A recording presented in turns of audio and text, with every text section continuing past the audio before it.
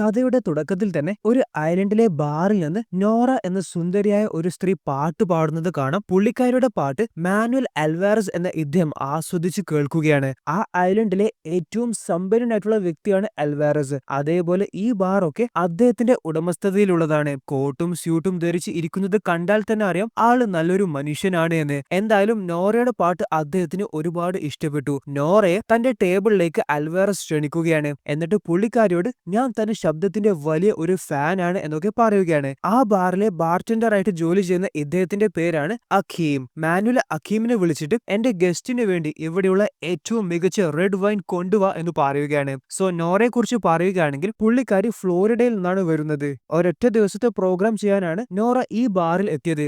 നോറ എന്നാൽ ഷിക്കാഗോയിലാണ് full time job ചെയ്യുന്നത്. നീ ഷിക്കാഗോയിൽ എത്രയാണോ സമ്പാദിക്കുന്നത് അതിന്റെ 3 മടങ്ങ് ഞാൻ ഇവിടുന്ന് നിനക്ക് നൽകാം എന്റെ ബാറിലെ സിംഗർ ആയാൽ. അപ്പോൾ നല്ലൊരു ഓഫർ തന്നെയാണ് അൽവാരസ് നോറക്ക് നൽകിയത്. പുള്ളിക്കാരിക്ക് ഒരുപാട് സന്തോഷമായി. ഇവിടെ അക്കീം റെഡ് വൈനുമായി വന്നു. അദ്ദേഹം റെഡ് വൈൻ ഗ്ലാസ്സിൽ ഒഴിക്കുമ്പോൾ നോറയുടെ ദേഹത്ത് അറിയാതെ വൈൻ മറിയുകയാണ്. അപ്പോൾ അക്കീമിന് ഭയങ്കര പേടിയായി. സോ സോറി എന്നൊക്കെ ഒരുപാട് തവണ പറഞ്ഞ് പേടിച്ചുകൊണ്ട് അക്കീം വൃത്തിയാക്കുകയാണ്. പക്ഷെ നോറ അപ്പോഴൊക്കെ അക്കീമിനോട് അതൊന്നും സാരമില്ല, താങ്കൾ പോയിക്കോളൂ, ഞാൻ ക്ലീൻ ചെയ്തോളാം എന്നൊക്കെ പറയുന്നുണ്ടെങ്കിലും അക്കീമിന്റെ മുഖത്ത് നല്ല ഭയം നമ്മൾക്ക് കാണാം. അക്കീം, നീ എത്ര മാസമായി ഇവിടെ ജോയിൻ ചെയ്തിട്ട് എന്ന് അൽവാരസ് ചോദിച്ചപ്പോൾ അക്കീം പേടിച്ചുകൊണ്ട് ബോസ് 2 മാസമായി എന്ന് പറയുകയാണ്. കസ്റ്റമർ ആണ് ഇവിടുത്തെ രാജാവ് എന്ന് നിനക്കറിയത്തില്ലേ? അറിയാം ബോസ്, സോറി, ഇനി ഇങ്ങനെ ഉണ്ടാവത്തില്ല എന്നൊക്കെ അക്കീം പേടിച്ച് കരഞ്ഞുകൊണ്ട് പറയുകയാണ്. പെട്ടെന്ന് അദ്ദേഹം എഴുന്നേറ്റ് വന്ന് അക്കീമിന്റെ കഴുത്തിൽ കത്തി കൊണ്ട് കുത്തുകയാണ്. ഇത് കണ്ട് നോറ ആളാകെ ഷോക്കായി. ഒരു റെഡ് വൈൻ മറിച്ചതിനാണ് ആ പാവത്തിനെ ഈ നല്ല മനുഷ്യൻ കത്തി കൊണ്ട് കുത്തിക്കൊന്നത്. കൊലപാതകം ചെയ്ത് കഴിഞ്ഞിട്ട് അദ്ദേഹം അവിടെ കൂളായിട്ട് ഇരുന്ന് സിഗാർ കത്തിച്ചു. എന്നിട്ട് നോറയോട് എന്തേ നീ ഹാപ്പി അല്ലേ, ഇന്നു മുതൽ ഇവിടെ ജോയിൻ ചെയ്തോളൂ എന്ന് പറയുകയാണ്. നോറ ആളാകെ ഷോക്കിലാണ്. അൽവാരസ് കൊന്ന അക്കീമിന്റെ ബോഡി വെള്ളത്തിൽ കളയുകയാണ്. സോ ഇതാണ് നമ്മുടെ കഥാനായകൻ മിസ്റ്റർ മാർക്ക്. മാർക്കും അദ്ദേഹത്തിന്റെ സുഹൃത്ത് ഫില്ലും അമേരിക്കയിലെ 2 ഡ്രഗ് ഡീലേഴ്സ് ആണ്. അവര് ഇവിടെ ഒരു ഡ്രഗ് ഡീൽ ചെയ്യാനായി വന്നിട്ടാണുള്ളത്. സോ ഇവിടെ 2 മെക്സിക്കൻ ഡ്രഗ് ഡീലേഴ്സ് അവർക്ക് ഡ്രഗ്സ് നൽകാനായി എത്തി. അപ്പോൾ അവന്മാര് ഡ്രഗ്സ് നൽകണമെങ്കിൽ ആദ്യം അവരുടെ ചില കോഡ് ഭാഷകൾ പറയണം. അപ്പോൾ അതൊക്കെ അവന്മാരോട് മാർക്ക് പറയുകയാണ്. സോ പണമുള്ളത് മാർക്കിന്റെ കാറിലാണ്. അപ്പോൾ അതിലെ ഒരുത്തിന് തോക്കുമായി മാർക്കിന്റെ കാറിന്റെ അടുത്തേക്ക് ചെല്ലുകയാണ്. ഫില്ലിന്റെ കയ്യിൽ നിന്ന് പണം വാങ്ങാൻ മാർക്ക് ഈ കാറിൽ നിന്ന് ഡ്രഗ്സ് എടുക്കാനായിട്ടും പോയി. സോ ഇവിടെ ബാഗിൽ ഫില്ല് അദ്ദേഹത്തിന് പണം കാണിച്ചു കൊടുക്കുകയാണ്. അതേപോലെ മറ്റവന് മാർക്കിന് അവര് കൊണ്ടുവന്ന ഡ്രഗ്സും കാണിച്ചു കൊടുത്തു. മാർക്ക് അപ്പോൾ തന്നെ കത്തി കൊണ്ട് കീറി ആ ഡ്രഗ്സ് ക്വാളിറ്റി ഉള്ളതാണ് എന്ന് ചെക്ക് ചെയ്തു. അവര് ഡീൽ ഉറപ്പിച്ചു. ഫില്ല് അവന് കാശുള്ള ബാഗ് നൽകാനായി പോവുകയാണ്. എന്നാൽ ചെറിയ ഒരു ട്വിസ്റ്റ്, ഫില്ല് ആ ബാഗ് നൽകിയിട്ടില്ല, അത് താഴെയിട്ടു. എന്നിട്ട് അവനുമായി ഫിൽ ഫൈറ്റ് ചെയ്യുകയാണ്. മാർക്കിന്റെ ഒറ്റ അടിയില് മറ്റവന്റെ ബോധം പോയി അവൻ ഡിക്കിയിലായി. സോ സംഭവം എന്തെന്ന് വെച്ചാല് നമ്മുടെ മാർക്കും ഫിലും യഥാർത്ഥത്തിൽ ഡ്രഗ് ഡീലേഴ്സ് അല്ല. അവര് ലോസ് ആഞ്ചലസിലെ 2 അണ്ടർ കവർ പോലീസ് ഉദ്യോഗസ്ഥരാണ്. അപകടകാരികളായിട്ടുള്ള ഈ 2 ഡ്രഗ് ഡീലേഴ്സിനെ പിടിക്കാനാണ് ഇവര് രണ്ടുപേരും വേഷം മാറി എത്തിയത്. എന്തായാലും അവരുടെ മിഷൻ അവര് ഗംഭീരമായി പൂർത്തീകരിച്ചു. അതിനുശേഷം നാട്ടിൽ നിന്ന് മാർക്കിന് ഒരു കോൾ വന്നു. അപ്പോൾ മാർക്കിന്റെ നാട് വേറെ എവിടെയുമല്ല, തുടക്കത്തിൽ നമ്മൾ കണ്ട ആ ഐലൻഡ് ആണ്. തന്റെ സഹോദരന്റെ മരണ വാർത്തയാണ് മാർക്ക് കേൾക്കുന്നത്. അപ്പോൾ അൽവാരസ് എന്ന വില്ലൻ കൊന്നത് വേറെ ആരെയുമല്ല, നമ്മുടെ മാർക്കിന്റെ സ്വന്തം സഹോദരനെയാണ്. അങ്ങനെ മാർക്ക് 7 വർഷങ്ങൾക്ക് ശേഷം തിരിച്ച് തന്റെ നാട്ടിലേക്ക്, അഥവാ താൻ ജനിച്ചു വളർന്ന ഐലൻഡിലേക്ക് പോവുകയാണ്. അമേരിക്കയിൽ സെറ്റിൽ ആയിട്ട് 7 വർഷത്തിനു ശേഷമാണ് ഹീറോ ഐലൻഡിൽ കാലുകുത്തുന്നത്, തന്റെ സഹോദരൻ അക്കീമിന്റെ സംസ്കരണ ചടങ്ങിൽ പങ്കെടുക്കാൻ. ഇതാണ് മാർക്കിന്റെ അമ്മ. അഖീല എന്ന ഈ സ്ത്രീ നമ്മുടെ മാർക്കിന്റെ മുൻ ഭാര്യയാണ്. 7 വർഷം മുന്നേ അവര് ഡൈവോഴ്സ് ആയി. പുള്ളിക്കാരിയുമായി ഡൈവോഴ്സ് ആയതിനു ശേഷമാണ് മാർക്ക് അമേരിക്കയിലേക്ക് പോയത്. അക്കീമിന്റെ സംസ്കരണ ചടങ്ങിൽ അവന്റെ കൊലയാളിയായ അൽവാരസും പങ്കെടുത്തിട്ടുണ്ട്. പക്ഷെ അദ്ദേഹമാണ് കൊലയാളി എന്നൊന്നും മാർക്കിന് അറിയത്തില്ല. തന്റെ മകനെ നഷ്ടപ്പെട്ട സങ്കടത്തിലാണ് അമ്മ. 7 വർഷത്തിനു ശേഷം കാണുന്ന തന്റെ മൂത്ത മകന് അക്കീമിന്റെ സാധനങ്ങളൊക്കെ കൊടുക്കുകയാണ്. അതിൽ അവരുടെ രണ്ടുപേരുടെയും ഒന്നിച്ചുള്ള ഫോട്ടോസ് ഒക്കെ സങ്കടത്തോടെ മാർക്ക് നോക്കുകയാണ്. അതിൽ നിന്ന് അക്കീം മരിക്കുമ്പോൾ ധരിച്ച വാച്ച് മാർക്കിന് കിട്ടി. അപ്പോൾ തന്റെ സഹോദരന്റെ ഓർമ്മക്കായി തന്റെ വില കൂടിയ വാച്ച് അയച്ചിട്ട് അക്കീമിന്റെ വാച്ച് മാർക്ക് ധരിക്കുകയാണ്. സോ ഇവിടെ മാർക്കിന് അക്കീമിന് എന്താണ് സംഭവിച്ചത് എന്ന് അറിയത്തില്ല. അപ്പോൾ അമ്മയോട് മാർക്ക് ചോദിക്കാണ്, പറ അവൻ യഥാർത്ഥത്തിൽ എന്താണ് സംഭവിച്ചത്. അപ്പോൾ അമ്മ കരഞ്ഞുകൊണ്ട് പറയാണ്, മോനെ, നീ ഇവിടുന്ന് പോകുമ്പോൾ ഉള്ളതുപോലെയല്ല ഇപ്പോൾ ഇവിടുത്തെ കാര്യങ്ങൾ. ഇവിടെ ഇപ്പോൾ ഒരുപാട് മാറി. അക്കീം 2 മാസം മുന്നേ ഒരു ബാറിൽ ബാർടെൻഡർ ആയിട്ട് ജോയിൻ ചെയ്തതാണ്. പക്ഷെ അവൻ ഒരു പ്രശ്നത്തിലും പോകില്ല എന്ന് എനിക്ക് ഉറപ്പാണ് എന്നൊക്കെ കരഞ്ഞുകൊണ്ട് അമ്മ പറയുകയാണ്. സങ്കടം കാരണം പുള്ളിക്കാരിക്ക് സംസാരിക്കാനും കഴിയുന്നില്ല. മാർക്ക് അമ്മയോട് റിലാക്സ് ചെയ്യാനായി പറഞ്ഞു. സോ എന്തായാലും തന്റെ സഹോദരന് എന്താണ് സംഭവിച്ചത് എന്ന് അറിയാതെ മാർക്ക് ഐലൻഡ് വിട്ട് അമേരിക്കയിലേക്ക് തിരിച്ചു പോകില്ല. അവിടെയുള്ള പോലീസ് സ്റ്റേഷനിലേക്ക് മാർക്ക് ചെല്ലുകയാണ്. അവിടെയുള്ള ഈ ഓഫീസറാണ് നെയ്റ്റ്. അദ്ദേഹം മാർക്കിന്റെ ചെറുപ്പം മുതലെയുള്ള സുഹൃത്താണ്. അങ്ങനെ കേസിനെ കുറിച്ച് അദ്ദേഹവുമായി മാർക്ക് സംസാരിക്കുകയാണ്.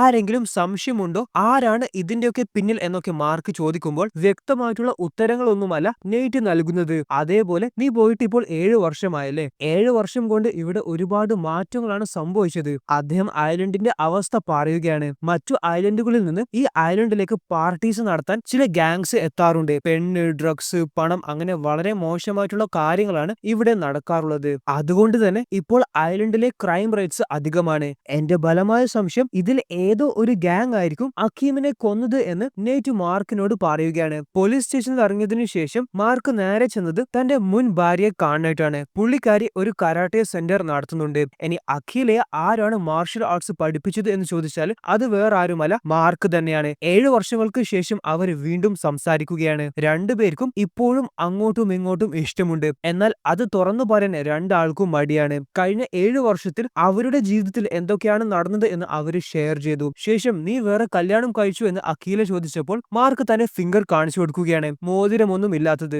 അതായത് മാർക്ക് അതിനുശേഷം കല്യാണം കഴിച്ചിട്ടില്ല. അഖിലയും അതുപോലെ തന്നെയാണ്. ഡിവോഴ്സിന് ശേഷം അഖിലയും വേറെ വിവാഹം ചെയ്തിട്ടില്ല. ശേഷം പുള്ളിക്കാരിയും നെയ്റ്റ് പറഞ്ഞ അതേ കാര്യങ്ങൾ പറയുകയാണ് ഗാങ്സിനെ കുറിച്ച്. പക്ഷെ അത് കൂടാതെ മറ്റൊരു കാര്യം കൂടി അഖില മാർക്കിനോട് പറയുകയാണ്. ഈ ഐലൻഡ് ഇപ്പോൾ കൺട്രോൾ ചെയ്യുന്നത് അൽവാരസ് എന്ന ബിസിനസ്മാൻ ആണ്. കാരണം ഇവിടെയുള്ള ഭൂരിഭാഗം ബിസിനസ്സും അദ്ദേഹത്തിന്റേതാണ്. ബാങ്ക്, ഹോട്ടൽസ്, കൺസ്ട്രക്ഷൻസ്, കമ്പനീസ് എല്ലാം അദ്ദേഹത്തിന്റേതാണ്.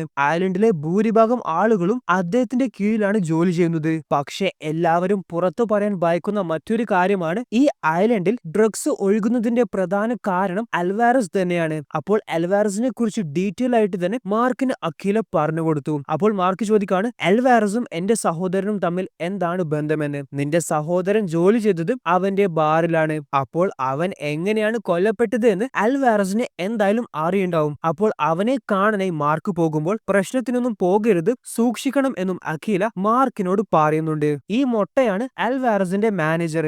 മാർക്ക് അവിടെ വന്നപ്പോൾ എന്താണ് വേണ്ടത് എന്ന് മൊട്ട ചോദിച്ചു. എനിക്ക് അൽവാരസിനെ കാണണം. അപ്പോയിന്റ്മെന്റ് എടുത്തിട്ടുണ്ടോ എന്ന് മൊട്ട ചോദിച്ചപ്പോൾ അത് എന്റെ സ്റ്റൈൽ അല്ല എന്നായിരുന്നു മാർക്കിന്റെ മറുപടി. അപ്പോൾ അവിടെ എത്തി അൽവാരസ് അവനെ കയറ്റി വിടാനായി മൊട്ടയോട് പറയുകയാണ്. പറ, ഞാൻ എങ്ങനെയാണ് താങ്കളെ സഹായിക്കേണ്ടത്. അപ്പോൾ മാർക്ക് ചോദിക്കാണ്, ഈ ബാറിലാണല്ലേ എന്റെ സഹോദരൻ ജോലി ചെയ്തത്. അപ്പോൾ താങ്കൾക്ക് എന്തായാലും അറിയണ്ടാവും എന്റെ സഹോദരനെ എങ്ങനെയാണ് കൊല്ലപ്പെട്ടത് എന്ന്. പറ, അവന് എന്താണ് സംഭവിച്ചത്. അപ്പോൾ അൽവാരസ് ചോദിക്കാണ്, നിന്റെ സംസാരം കേട്ടാൽ തോന്നും ഞാനാണ് അവനെ കൊന്നത് എന്ന്. നിന്റെ സഹോദരനോട് പല തവണ ഞാൻ വാൺ ചെയ്തതാണ് ഗാങ്സിന്റെ കൂടെ കൂട്ടുകൂടരുത് എന്ന്. എന്നാൽ അവൻ കേട്ടിട്ടില്ല. അവസാനം എന്തായി, ആ ഗാങ് തന്നെ അവനെ കൊന്നുകളഞ്ഞു. പക്ഷെ അദ്ദേഹം പറയുന്നതിലൊന്നും ഒരു വ്യക്തതയില്ല. അതുകൊണ്ട് മാർക്കിന് നല്ല സംശയമുണ്ട്. മാർക്ക് എന്തായാലും പോകുമ്പോൾ അൽവാരസിനോട് പറയാണ്, എന്റെ സഹോദരനെ കൊന്നത് ആരായാലും അവനെ ഞാൻ കണ്ടെത്തും. ഞാൻ അവനെ നിയമത്തിന്റെ മുന്നിൽ വിട്ടുകൊടുക്കത്തില്ല. അവനുള്ള ശിക്ഷ ഞാൻ തന്നെ നടപ്പിലാക്കും. മാർക്ക് പോയതിനു ശേഷം മൊട്ട അൽവാരസിനോട് ചോദിക്കാണ്, ബോസ് അവനെ എന്താണ് ചെയ്യേണ്ടത്. അവനെ വെറുതെ വിടുന്നത് അപകടമാണ്. അവനെ കുറിച്ച് കേട്ടിടത്തോളം ആള് നിസ്സാരക്കാരനല്ല. നോർത്ത് ഗാങ്ങിനെ വിളിച്ചു വരുത്ത്, അവന്റെ കാര്യം അവര് നോക്കിക്കോളുമെന്ന് മൊട്ടയോട് അൽവാരസ് പറയുകയാണ്. മാർക്കിന്റെ ഒരു പഴയ സുഹൃത്താണ് തസീം. മാർക്ക് വർഷങ്ങൾക്ക് ശേഷം തന്റെ സുഹൃത്ത് തസീമിനെ കാണാനായി വന്നു. പണ്ടൊരിക്കൽ തസീമിനെ ഒളിപ്പിക്കാനായി ഒരു പാക്കേജ് മാർക്ക് നൽകിയിട്ടുണ്ടായിരുന്നു. അത് എവിടെയാണ് ഒളിപ്പിച്ചത് എന്ന് മാർക്ക് തസീമിനോട് ചോദിച്ചു. ആ സ്ഥലത്ത് മാർക്ക് എത്തി. അപ്പോൾ തസീം ആ പാക്കേജ് വർഷങ്ങൾക്ക് മുന്നേ കുഴിച്ചിടുകയാണ് ചെയ്തത്. മാർക്ക് അത് പുറത്തേക്ക് എടുക്കുകയാണ്. അപ്പോൾ അത് വേറൊന്നുമല്ല, മാർക്കിന്റെ ആയുധങ്ങളാണ്. അപ്പോൾ മാർക്ക് രണ്ടും കൽപ്പിച്ച് ഇറങ്ങാനായിട്ടുള്ള പുറപ്പാടാണ്. അന്ന് രാത്രി തന്റെ സഹോദരൻ ജോലി ചെയ്ത ബാറിലേക്ക് മാർക്ക് ചെല്ലുകയാണ്. അവിടെ എന്തൊക്കെയാണ് നടക്കുന്നത് എന്ന് അറിയാൻ. അവിടെ എത്തി മാർക്ക് അവിടുത്തെ മ്യൂസിക് സിസ്റ്റം ഓഫ് ചെയ്തു. എന്നിട്ട് അവിടെ ഇൻചാർജ് ആയിട്ടുള്ള ആൾക്കാരോട്, ഞാൻ കൊല്ലപ്പെട്ട അക്കീമിന്റെ സഹോദരനാണ്, അവൻ എന്താണ് സംഭവിച്ചത് എന്ന് ചോദിക്കാനാണ് ഞാൻ വന്നത്. അപ്പോൾ ഒരുത്തനെ തോക്ക് ചൂണ്ടി മാർക്കിനെ ഭീഷണിപ്പെടുത്തി. ഞാൻ ഇവിടെ പ്രശ്നമാക്കാനോ നിങ്ങളെ ഉപദ്രവിക്കാനോ ഒന്നുമല്ല വന്നത്. എനിക്ക് ആകെ അറിയേണ്ടത് എന്റെ സഹോദരന് എന്താണ് സംഭവിച്ചത് എന്ന് മാത്രമാണ്. ഞാൻ ഇവിടെ വന്നത് പോലീസായിട്ടല്ല, ഒരു സഹോദരനായിട്ടാണ്. എന്നാൽ ആ ഗുണ്ട വീണ്ടും തോക്ക് ചൂണ്ടി മാർക്കിനോട് ഇവിടുന്ന് പോകാനായി ഭീഷണിപ്പെടുത്തി. എന്നാൽ അതൊന്നും മാർക്കിന്റെ അടുത്ത് നടക്കില്ല. വളരെ നിസ്സാരമായിട്ട് ആ തോക്ക് മാർക്ക് കൈക്കലാക്കി. എന്നിട്ട് ആ തോക്ക് മാർക്ക് അവിടെ വെച്ചിട്ട് പറയാണ്, ഞാൻ വീണ്ടും പറയുന്നു, ഞാൻ പ്രശ്നമുണ്ടാക്കാനല്ല വന്നത്. എനിക്ക് ആകെ അറിയേണ്ടത് എന്റെ സഹോദരന് എന്താണ് സംഭവിച്ചത് എന്ന് മാത്രമാണ്. അപ്പോൾ ഒരുത്തന് മാർക്കിനെ കത്തി കൊണ്ട് കുത്താനേ ശ്രമിച്ചു. അവനെ വളരെ നിസ്സാരമായിട്ട് മാർക്ക് തല്ലിയിട്ടു. അതിനുശേഷം ഒരു അടിപൊളി ഫൈറ്റ് സീനാണ്. അവന്മാരെയൊക്കെ വളരെ നിസ്സാരമായിട്ട് മാർക്ക് ഇടിച്ച് പന്നിക്കിടുകയാണ്. ഒരുപാട് ഇടി കൊണ്ടതിനു ശേഷം മെയിൻ ഗുണ്ട മാർക്കിനോട് പറയണം, സാറേ ഇനി എന്നെ തല്ലിക്കൊല്ലല്ലേ, നിങ്ങളുടെ സഹോദരന് എന്താണ് സംഭവിച്ചത് എന്ന് എനിക്കറിയത്തില്ല. അൽവാരസ് എന്നോട് ഇവിടെ വരാൻ പറഞ്ഞു താങ്കളെ കൊല്ലാൻ വേണ്ടി, അത്രേ എനിക്ക് അറിയത്തുള്ളൂ എന്ന് പറയുകയാണ്. അതിനുശേഷം 3 ഗുണ്ടകൾ മോട്ടോർ സൈക്കിളിൽ അവിടെ വന്ന് മാർക്കിനെ കൊല്ലാനായി വെടിവെപ്പ് നടത്തുകയാണ്. മാർക്ക് എന്നാൽ ആ ബാറിന്റെ പിൻവശത്തെ കൂടി ഓടി രക്ഷപ്പെടുകയാണ്. ആ 3 പേരും മാർക്കിനെ പിടിക്കാനായി പിന്നാലെ പോകുന്നുണ്ട്. എന്നാൽ അവർക്ക് 3 പേർക്കും മാർക്കിനെ പിടിക്കാനോ കണ്ടെത്താനോ സാധിച്ചിട്ടില്ല.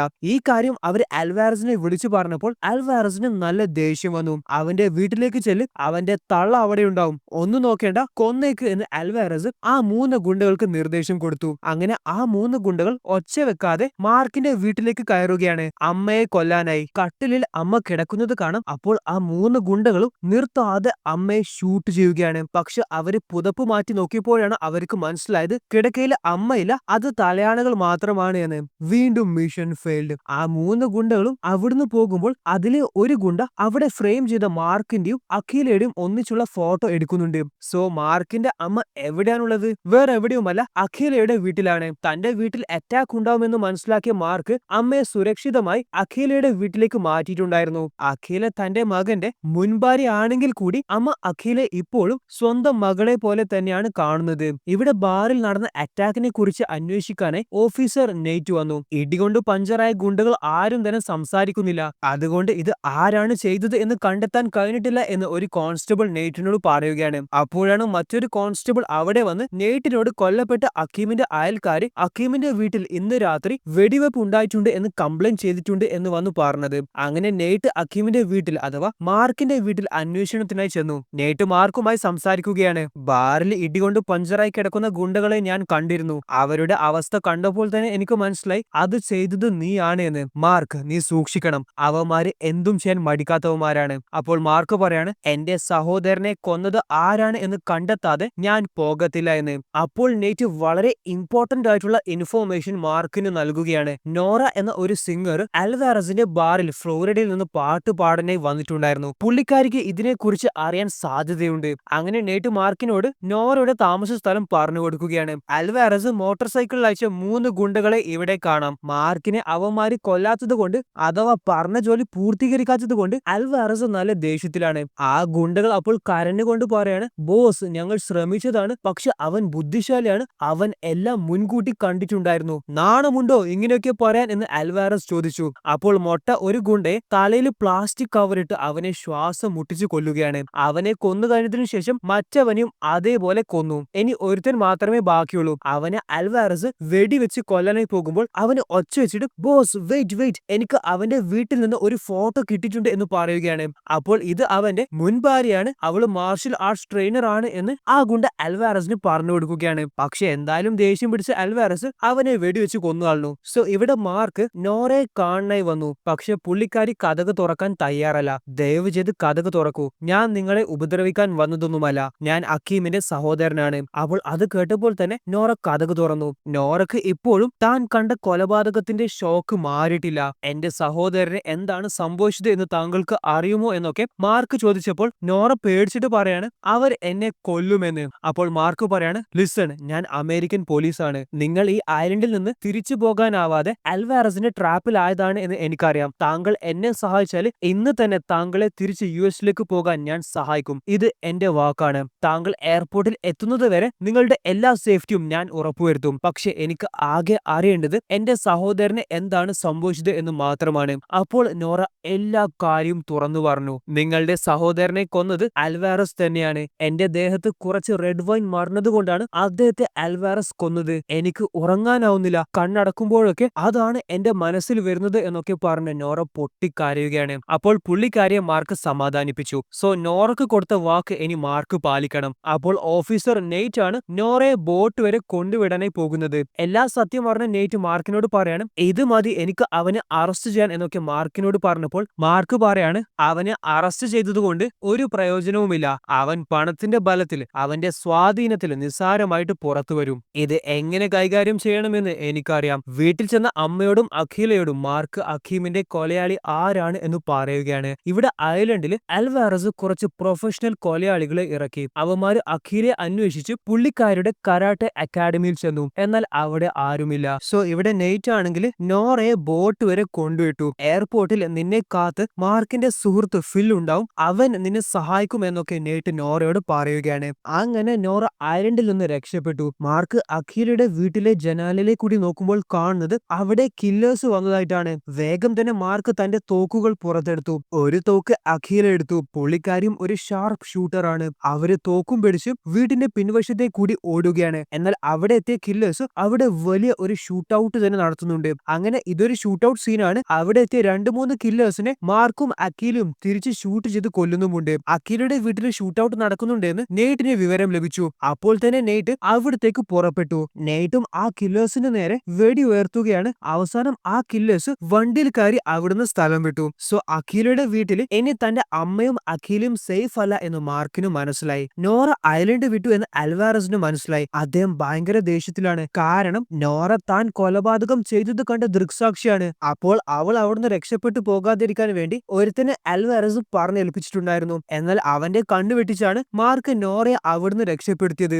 സോ തന്നെ ഏൽപ്പിച്ച ജോലി മര്യാദക്ക് ചെയ്യാത്തത് കൊണ്ട്, അഥവാ നോറ രക്ഷപ്പെട്ടത് കൊണ്ട് ആ ദേഷ്യത്തിൽ അൽവാരസും മൊട്ടയും അവനെയും ക്രൂരമായി കൊന്നുകളയുന്നുണ്ട്. ഇവിടെ ഓഫീസർ നെയ്റ്റ് ആണെങ്കിൽ അൽവാരസിനെ കുറിച്ച് കൂടുതൽ ഡീറ്റെയിൽസ് കളക്ട് ചെയ്യുന്നത് കാണാം. ഈ സമയം മാർക്കിന്റെ സുഹൃത്ത് ഫിൽ നെയ്റ്റിനെ വിളിക്കുകയാണ്. എന്നിട്ട് ഐലൻഡിൽ എന്താണ് നടക്കുന്നത് എന്നൊക്കെ ഫിൽ ചോദിക്കുന്നുണ്ട്. ഞാൻ കുറെ മാർക്കിനോട് ഇതിനെക്കുറിച്ച് ചോദിക്കുന്നു, എന്നാൽ അവൻ എന്നോട് ഒന്നും പറയാൻ തയ്യാറല്ല എന്നൊക്കെയാണ് നെയ്റ്റിനോട് ഫിൽ പറയുന്നത്. മാർക്ക് ആണെങ്കിൽ അഖിലയും അമ്മയും സേഫ് ആയിട്ട് തന്റെ സുഹൃത്ത് തസീമിന്റെ വീട്ടിലാക്കുകയാണ്. തസീം മാർക്കിനോട് പറയാണ്, നീ പേടിക്കേണ്ട, ഇവർ ഇവിടെ സേഫ് ആയിരിക്കും. മാർക്ക് അവിടുന്ന് പോകുമ്പോൾ അഖില മാർക്കിനോട് പറയാണ്, നിന്നെ ഞാൻ തനിച്ചു വിടത്തില്ല, ഞാനും നിന്റെ കൂടെ വരുന്നുണ്ട്. അപ്പോൾ മാർക്ക് അഖിലെ കൂടെ കൂട്ടാൻ തയ്യാറല്ല.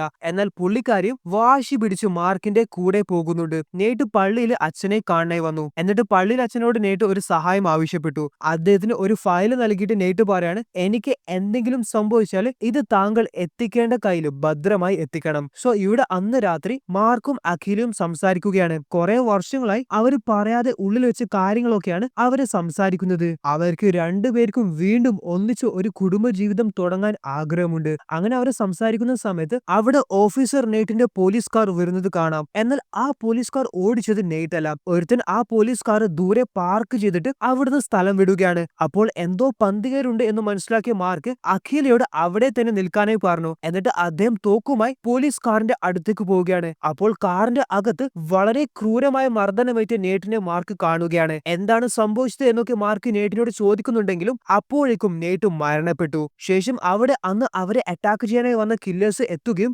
വെടിവെപ്പ് നടത്തുകയും ചെയ്തു. ആ ഷൂട്ട് ഔട്ട് നടക്കുന്ന സമയം അൽവാരസിന്റെ മാനേജറായ മൊട്ട അഖിലയെ തട്ടിക്കൊണ്ടു പോകുന്നുണ്ട്. മാർക്കിന് അഖിലയെ രക്ഷിക്കാൻ സാധിച്ചിട്ടില്ല.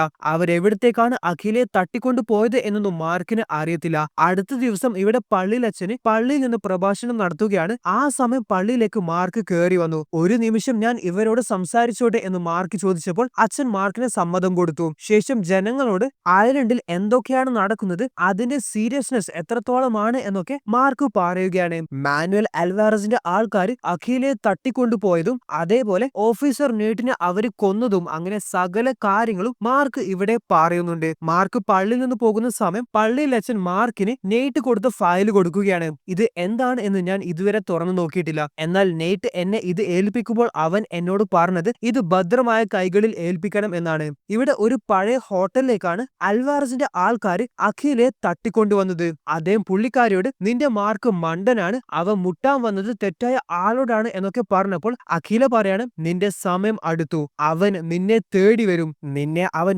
വേരോടെ അവസാനിപ്പിക്കും. അതൊക്കെ കേട്ടപ്പോൾ അൽവാരസ് പുച്ഛത്തോടെയും അഹങ്കാരത്തോടെയും ചിരിക്കുകയാണ്. മാർക്ക് നെയ്റ്റിന്റെ ഫയലുമായി പോലീസ് സ്റ്റേഷനിൽ ചെന്നു. അപ്പോൾ ആ ഫയലിലുള്ളത് അൽവാരസിന്റെ സകല തെളിവുകളുമാണ്. നെയ്റ്റിന്റെ ലാപ്ടോപ്പ് മാർക്ക് നോക്കിയപ്പോൾ അതിൽ നിന്നും ഒരുപാട് കാര്യങ്ങൾ മാർക്കിന് മനസ്സിലാക്കാൻ സാധിച്ചു. ഇവിടെ 2 കുട്ടികൾ കളിച്ചുകൊണ്ടിരിക്കുമ്പോൾ അവർ അൽവാരസിന്റെ കൂടെയുള്ള മാനേജർ മൊട്ടയെ കാണുകയാണ്. താങ്കൾ അന്വേഷിക്കുന്ന ആളെ ഞങ്ങൾ കണ്ടു എന്ന് ആ 2 കുട്ടികൾ സ്റ്റേഷനിൽ വന്നിട്ട് മാർക്കിനോട് പറയുകയാണ്. സോ അവര് അഖിലെ എവിടത്തേക്കാണ് തട്ടിക്കൊണ്ടുപോയതെന്ന് ഇപ്പോൾ മാർക്കിന് മനസ്സിലായി. ഇനി അവിടത്തേക്ക് പോകാനുള്ള ഒരു പ്ലാൻ പ്ലാൻ തയ്യാറാക്കണം. അപ്പോഴാണ് ഫില്ലിന്റെ വരവ്. ഐലൻഡിൽ നടക്കുന്ന എല്ലാ കാര്യങ്ങളും ഫിൽ അറിഞ്ഞു. അതുകൊണ്ട് അവൻ തന്റെ സുഹൃത്ത് മാർക്കിനെ സഹായിക്കാനാണ് ഇവിടെ വന്നത്. സോ ഇവിടെ അൽവാരസ് മാർക്കിനെ വിളിച്ചിട്ട് ഒരു ഡീല് പറയുകയാണ്. നോറയെ അവർക്ക് ഏൽപ്പിച്ചാല് അവര് അഖിലെ മാർക്കിന് തിരിച്ചേൽപ്പിക്കും. അപ്പോൾ മാർക്ക് അൽവാരസിന്റെ ഡീലിന് സമ്മതിച്ചു. അവര് ഇന്ന് മീറ്റ് ചെയ്യാനായി പോവുകയാണ്.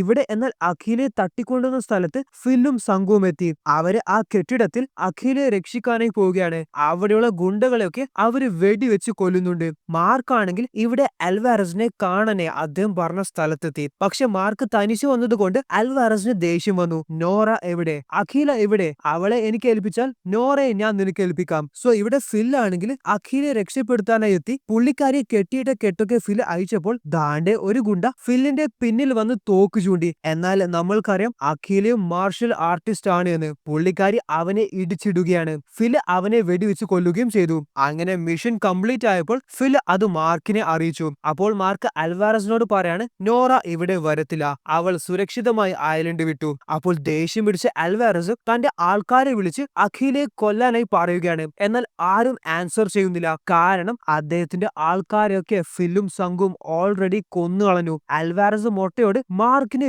വെടിവെച്ച് കൊല്ലാനായി പറയുകയാണ്. എന്നാൽ അവന്റെ തോക്ക് മാർക്ക് പിടിച്ചെടുക്കുകയും മൊട്ടയെ പൊറോട്ട മാവ് അടിക്കുന്നത് പോലെ അടിച്ചിടുകയും ചെയ്തു. സോ ഇവിടെ അൽവാരസ് കത്തി പുറത്തെടുത്തു. ദാ കാണ്, ഈ കത്തി കൊണ്ടാണ് ഞാൻ നിന്റെ സഹോദരനെ കൊന്നത്. സഹോദരന്റെ ജീവൻ പോയ കത്തി കൊണ്ട് തന്നെ നിന്റെ ജീവൻ പോകാനും നിനക്ക് ഭാഗ്യം വേണം. അങ്ങനെ അവര് രണ്ടുപേരും ഫൈറ്റ് ചെയ്യുകയാണ്. അവസാനം എന്താണ് സംഭവിച്ചതെന്ന് ചോദിച്ചാൽ തന്റെ സഹോദരനെ എങ്ങനെയാണ് അൽവാരസ് കൊന്നത് അതിനേക്കാൾ ക്രൂരമായി മാർക്ക് അൽവാരസ് എന്ന ക്രൂരനായ വ്യക്തിയെ അഥവാ ഗാങ്സ്റ്ററിനെ അവന്റെ കത്തി കൊണ്ട് തന്നെ കുത്തിക്കൊന്ന് കളയുകയാണ്. സോ കഥയുടെ അവസാനം മാർക്ക് അഖിലക്ക് മോതിരം നൽകി പുള്ളിക്കാരെ പ്രൊപ്പോസ് ചെയ്യുന്നുണ്ട്. അവരങ്ങനെ വീണ്ടും ഒന്നിച്ച് സന്തോഷത്തോടെ കുടുംബജീവിതം ആരംഭിക്കാനായി പോവുകയാണ്. സോ ഇവിടെയാണ് കഥ അവസാനിക്കുന്നത്.